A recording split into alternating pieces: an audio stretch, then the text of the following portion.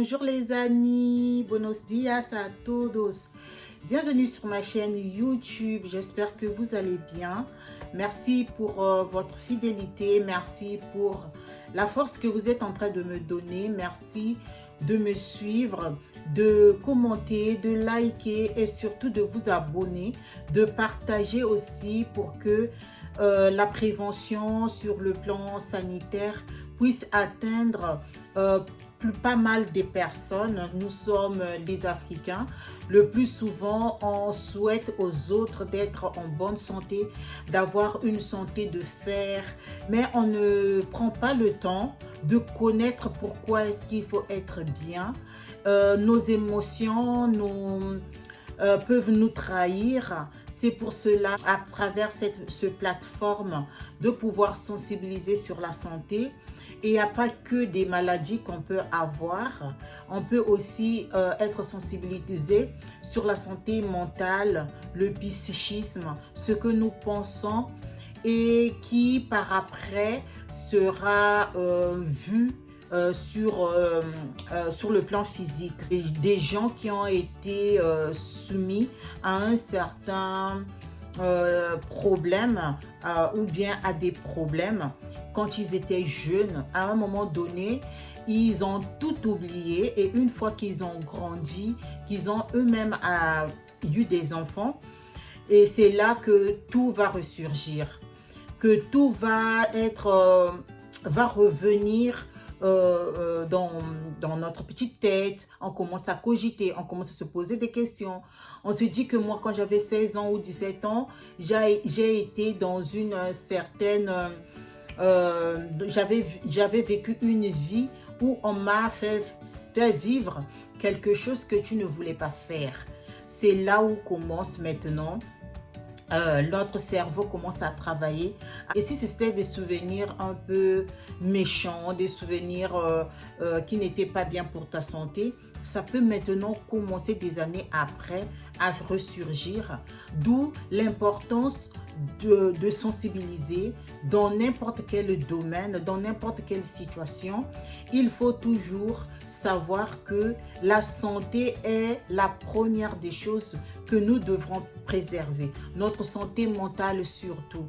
Parce que quand on a été traumatisé, quand on a été dans les violences, quand on a grandi dans une atmosphère qui n'est pas propice pour un enfant, du point de vue psychologique ou physique, on va répéter d'une manière consciente ou inconsciente les mêmes choses parce qu'on les a emmagasinées quand nous étions petits et une fois qu'on a grandi, on va les reproduire. Je tiens à sensibiliser sur la santé mentale, sur la santé physique.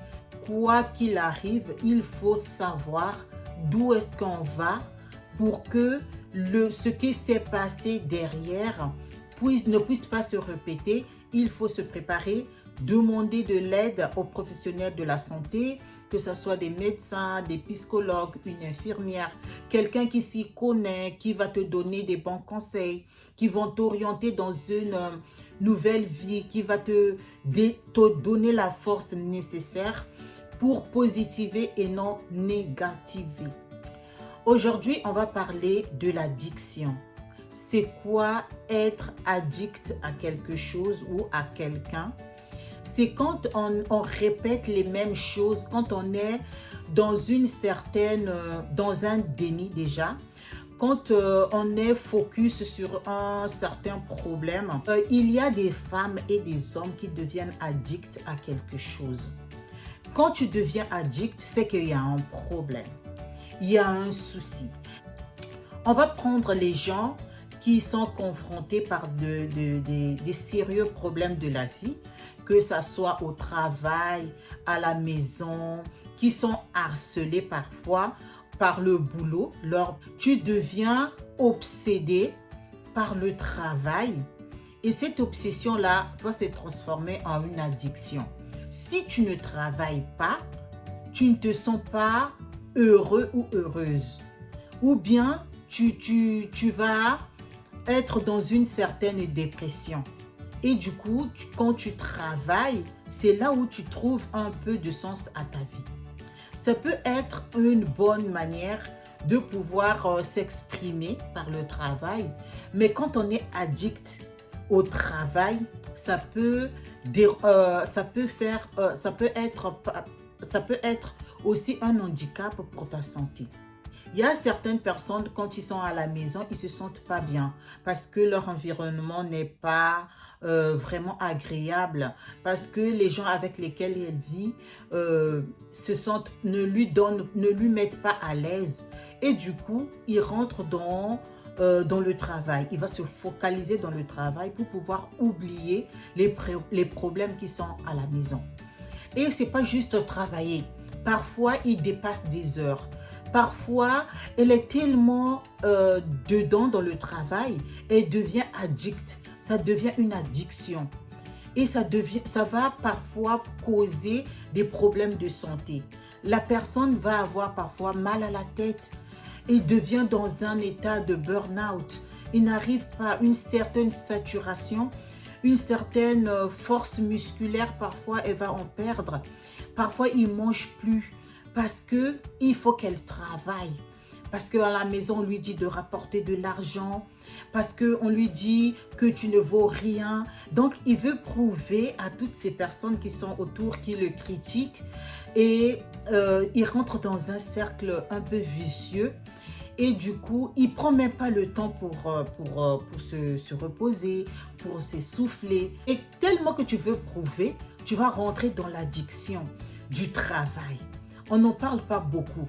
Tu es là, tu travailles pour que les gens de la famille sachent que et s'ils ont besoin de quelque chose, je suis là, je vais les aider pour leur faire taire. Mais quand tu fais cela, tu ne te rends pas service parce que ta santé à toi va se dégrader. Parce que tu ne vas pas manger, ou soit tu vas manger sous le pouce, comme on dit, c'est-à-dire tu manges tout ce que tu vois et tu vas prendre du poids.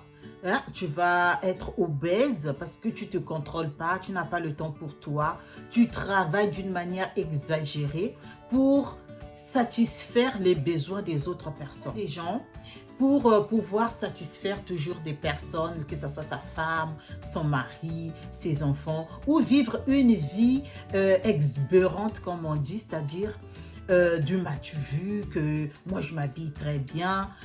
Ils vont rentrer dans les jeux. Dans les jeux comme les jeux pour gagner de l'argent, dans la loterie, dans les jeux de hasard pour gagner de l'argent. Et on devient addict aux jeux. On va emprunter l'argent des personnes pour pouvoir jouer et pour espérer gagner de l'argent. Quand on gagne quelques sommes qui ne sont pas trop exagérées, on se dit, ben, un jour donc je vais gagner au million et je vais pouvoir faire taire tout le monde, ou bien je vais vivre la vie de rêve comme la vie des stars. Donc du coup, tu rentres dans une addiction incontrôlée parce que tu ne connais pas. Quand tu joues, plus ton cerveau va emmagasiner, il va trouver ça normal, alors que autour de toi, tu es en train parfois de t'isoler. Ça, ce sont des conséquences d'être dans une addiction. Tu vas t'isoler, tu vas rester que toi-même. Tu ne vas pas pouvoir réfléchir plus. Tu vas abandonner parfois ta famille, tu vas vivre dans le mensonge, dans un certain déni où tu vas emprunter de l'argent, tu vas parfois hypothéquer les maisons, tu vas vendre tout ce que tu as dans ton corps parce que tu te dis quand je vais gagner cet argent-là, je vais vivre le meilleur. Alors que tu ne sais pas, c'est un jeu de hasard, surtout le jeu d'argent où on vous dit si tu fais une très bonne combinaison, tu vas gagner des millions. Et donc tu vas te projeter dans une vie irréelle, tu ne contrôles plus tes émotions et tu peux même tomber malade. Parce que tu n'as pas gagné, parce que il te manquait juste un petit chiffre pour gagner à cette loterie, parce que ce jour-là, tu n'as pas joué, tu étais malade ou tu étais quelque part et que tu voulais jouer cela. C'est une addiction et ça peut être fatal pour toi et pour toutes les personnes qui sont autour de toi. Il y a aussi des personnes qui sont addictes au shopping. Le shopping, ce n'est pas seulement les femmes, il y a aussi des hommes. Le shopping, c'est pour pouvoir acheter tout le temps. Parce que on a été, par exemple, dans notre enfance, on a été dans une certaine précarité, que les habits étaient à compter. Papa et maman pouvaient passer une année sans acheter ni des habits, ni des chaussures. C'était par rapport à ta situation, à la situation familiale, financière de tes parents. Et une fois que tu as grandi et que tu te dis que je travaille, tu commences par exemple à te rattraper. Tu commences à te dire que comme je travaille, j'ai pas eu la vie que je voulais quand j'étais jeune. Tu rentres dans une folie de shopping. Tu commences à acheter, à accumuler des habits pour te satisfaire. Dans le premier moment, tu vas te dire, je le fais pour moi, pour que j'achète, je m'habille normalement. Normalement, il n'y a pas de limite. Mais quand on est addict, parfois, on ne reconnaît pas qu'on est devenu addict. Dès que tu vois quelque chose, tu achètes. Dès que tu as un peu d'argent, tu vas acheter. Que ce soit pour tes enfants, que ce soit pour toi. C'est-à-dire, ça devient comme quelqu'un qui se drogue. Quelqu'un qui se drogue, quand il n'a pas sa dose, il va vouloir faire le nécessaire, même aller voler pour pouvoir se droguer. C'est une certaine... S'il ne se drogue pas, elle n'est pas satisfaite. Malheureusement, il y a des hommes et des femmes qui sont addicts au shopping comme si c'était de la drogue. Attention. Je ne dis pas que faire du shopping, c'est être addict. Mais on peut tomber dans une addiction de pouvoir satisfaire ce besoin intérieur parce qu'il y avait un manque quand tu étais jeune. Et maintenant, tu as ton argent ou bien tu as un monsieur qui te donne de l'argent coule à flot et tu es là. Dès que cette personne-là te dit par exemple, on va faire un peu de concession ce mois, on va pouvoir épargner pour notre futur, pour pouvoir s'acheter. Et toi, tu es là, tu commences à te crisper. Tu te crispes, tu te dis, mais pourquoi moi je veux ceci, moi je veux vivre une belle vie comme les stars que je vois sur les réseaux sociaux. Parce qu'il y a aussi les réseaux sociaux qui nous rendent addicts. Sur les réseaux sociaux, on voit des femmes et des hommes qui nous montrent, surtout sur Instagram, Facebook, même sur YouTube, qui vous montrent la belle vie, que moi j'étais à Dubaï, j'étais dans un lieu paradisiaque, mon petit ami m'a donné tel cadeau. Et toi, tellement que tu es addict aux réseaux sociaux parce que les réseaux sociaux rendent aussi addicts. Tu es tellement addict aux réseaux sociaux, tu veux tellement te comparer à ces personnes-là, tu commences à t'inventer une histoire, une vie, et pour que tu arrives à tes fins, tu vas faire du n'importe quoi. Parfois, tu rentres dans l'illégalité. Tu ne vas plus respecter les gens qui te donnent une certaine moralité pour pouvoir satisfaire seulement ton besoin.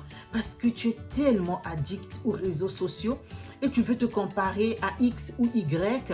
Le fait que tu te compares, tu es en train de rentrer déjà dans ce monde que tu ne connais pas la personne, qui est irréelle, mais tu veux la rendre réelle à toi. Ta satiété, ta manière, tu n'es plus satisfait par ce que tu as. Tu veux plus et plus. Et quand tu veux plus et plus, tu peux atteindre des limites. Et quand tu dépasses cette limite-là, là, tu commences à rentrer dans une addiction, dans une toxicité. Et ça va être, et la majorité de ces personnes-là, malheureusement, retombent et la chute est tellement brutale, ils commencent à perdre la tête. Ils commencent à souffrir des céphalées, à souffrir de l'anorexie, c'est-à-dire ils perdent le poids, ils commencent à ne plus manger parce qu'ils ne comprennent plus. C'était une vie irréelle qu'ils ont mis dans la réalité. Et dans ce cas-là, ta propre santé devient tellement secondaire, tu vas être perturbé psychologiquement. Donc, allez-y voir les professionnels de la santé. Mais avant d'y arriver, on peut les prévenir. Ça peut être ton cas, ça peut être le cas de ton frère, de ta soeur, de ta mère, de ton père, qui n'est jamais satisfait quand tu lui donnes de l'argent. Tu peux lui prévenir en disant, voilà, il y a aussi une forme d'addiction par rapport à l'argent, par rapport aux biens matériels, par rapport aux jeux, par rapport à la nourriture. Il y a aussi des gens qui mangent d'une manière addictive. Le sucre, comme on dit, le sucre rend addict. Ouais, il y a aussi la nourriture aussi peut rendre addict. Si vous êtes dans ces cas-là, demandez de l'aide. Aidez-vous, c'est important pour votre santé, pour votre entourage. Si vous commencez à vous isoler, à commencer à trop dépenser, vous commencez même à être à découvert pour les gens qui sont ici en Europe.